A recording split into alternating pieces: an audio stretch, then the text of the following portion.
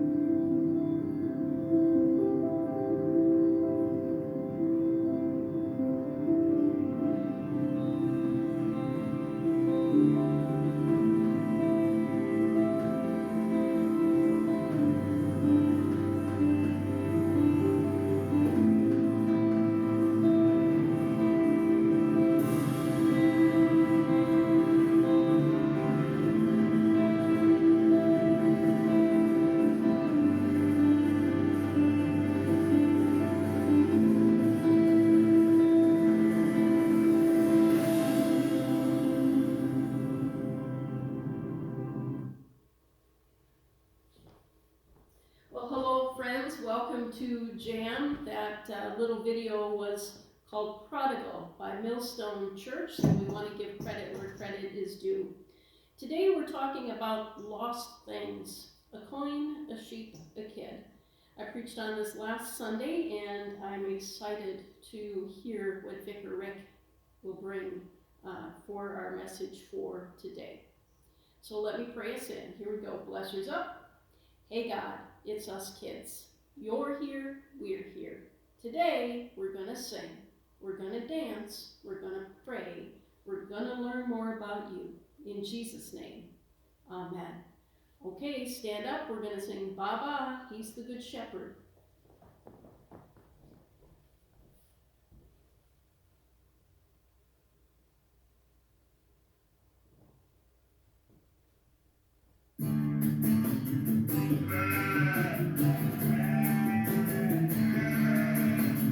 Baba, He's the Good Shepherd, everywhere I go He knows. Baba, He is my Savior, I will follow where He goes. Jesus loves me, finds me, cares for me, watches, saves me, leads back home. Baba, He's the Good Shepherd, everywhere I go He knows. Baba, He is my Savior, I will follow where He goes. I was so lost,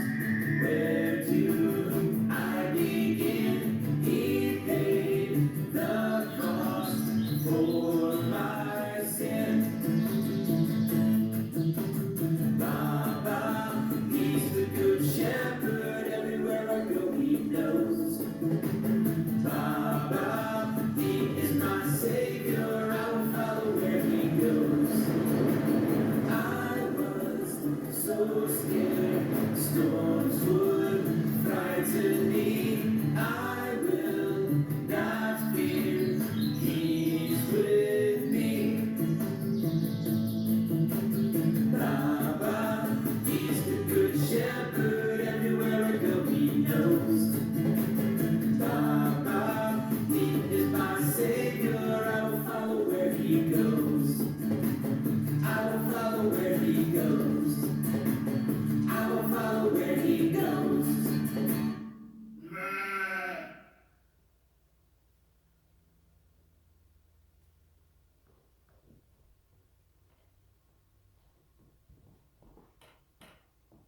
Well, hi everyone.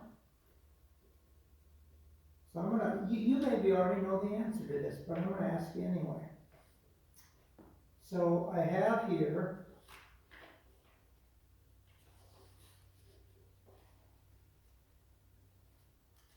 a picture of, see that? Picture of a sheep.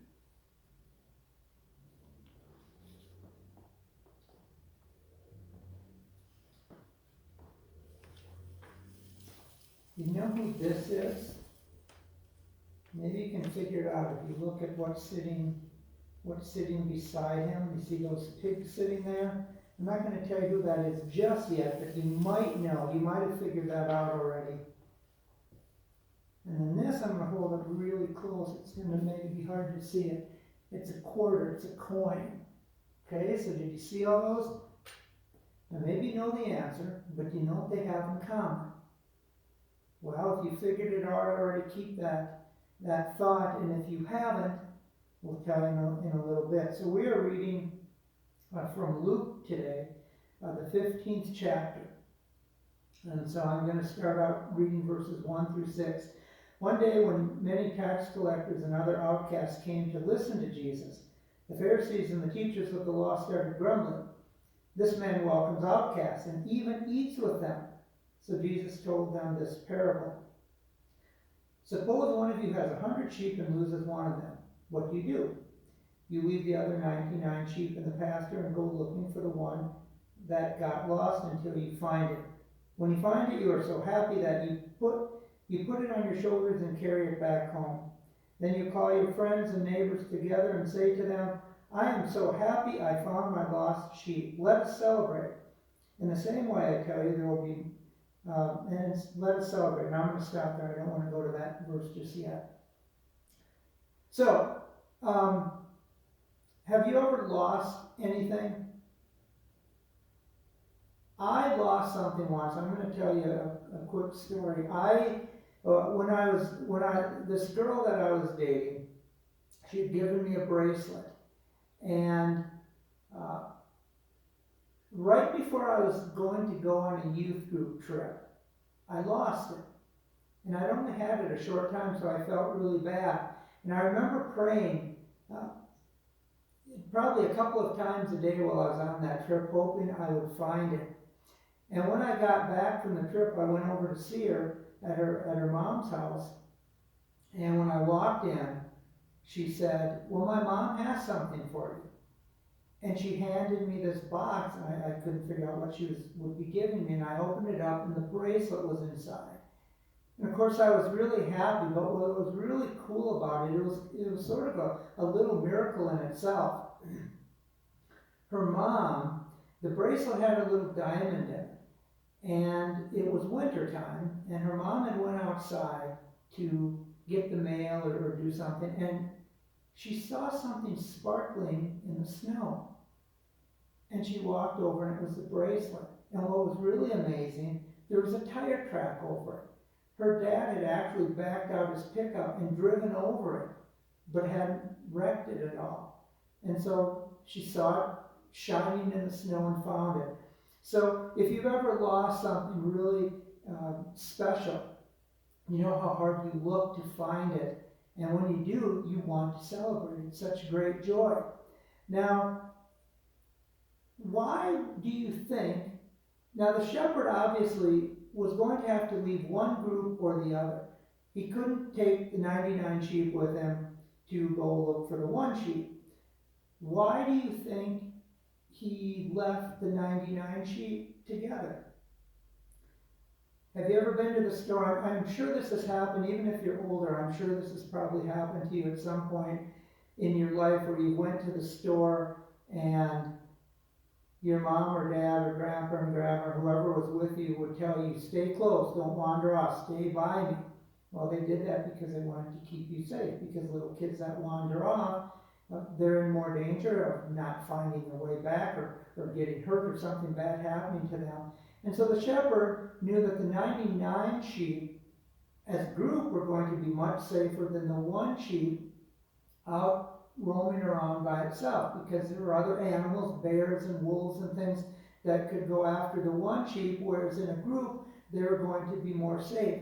And so that's why the shepherd went out. And again, it's a lot like when you go to a store, your parents want you to stay close to them so that you will stay safe. So now I want to read verses 8 and 9 from Luke, and this is about the lost coin. Or suppose a woman who has 10 silver coins loses one of them. What does she do? She lights a lamp, sweeps her house, and looks carefully everywhere until she finds it.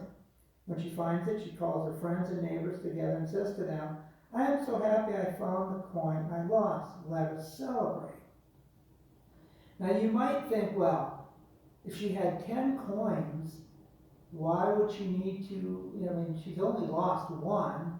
Maybe that's not that big of a deal, but did you know that the coins that this woman had there called drachmas, one coin was equal to 1 day worth of pay. So that was quite a big amount.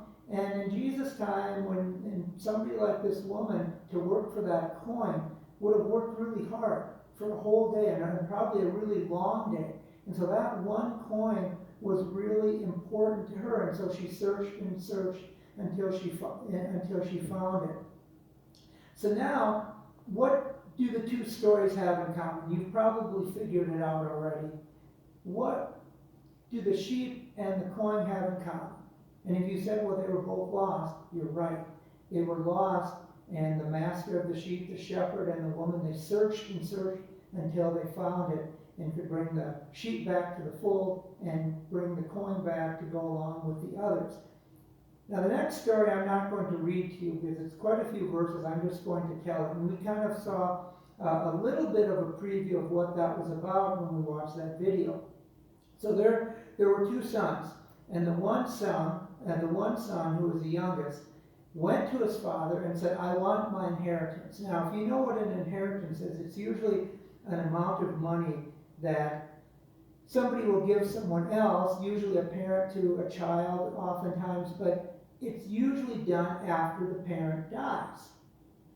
Well, this son went to his father and said, I want my inheritance now. And the father agreed and gave him half the property. And when the son got that, he left the father's place and went off. Well, while he was on his own, he did a lot of really bad things with the money. He spent it carelessly. He lived kind of a wild life, and he ran out of money. And so do you remember the picture? You see how sad he looks, and you can see there are pigs sitting beside him? Well, he got a job working for someone feeding pigs. But yet he still wasn't able to eat. He didn't have any food, which they wouldn't feed him, so he was still hungry. He was working for this person, but was still hungry. And as he watched the pigs eat the pods that he was feeding them, he actually wished he was one of the pigs because they looked like they were being well fed, and he wishes he would feel the same. And so as he thought about it, he thought, my father has men that he hires to help him with the fields and doing the work. And they're always really well fed. He thought, maybe I'll go back to my dad and ask him if I can work for him, and at least then I'll be fed.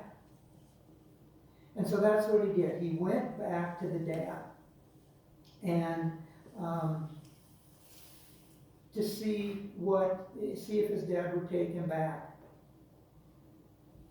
What do you think the dad did? Now, he took that money, he left, and now he came back. That video was kind of a clue. The dad took him back.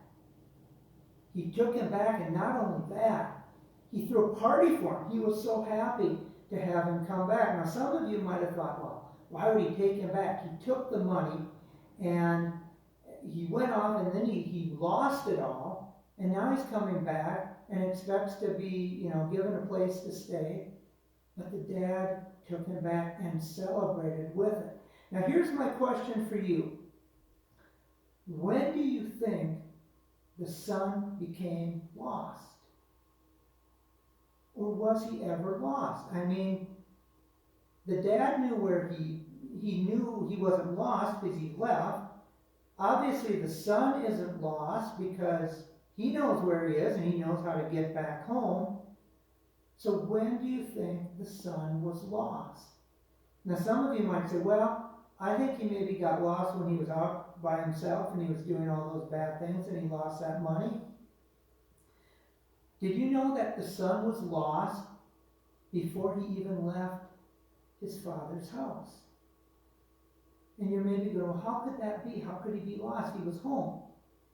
Well, he was lost because he was selfish. He wanted half of his father's money, which was going to make it harder on the dad because he would have to give that money away sooner than what he had planned on. He could have maybe used it to maybe buy some sheep or use it for his land or for something else. It was going to be harder on his brother because the brother was going to have to work a lot harder with the son being gone. Now it would just be the one son. And so because he was more concerned with himself, he was actually lost before he even left the house. We say that about people, that they're lost, and we refer to the fact that they're lost because they've kind of lost their way with God. And that's kind of what happened with the son. It wasn't that he was physically lost, and obviously the father did not have to find the son. The son came back.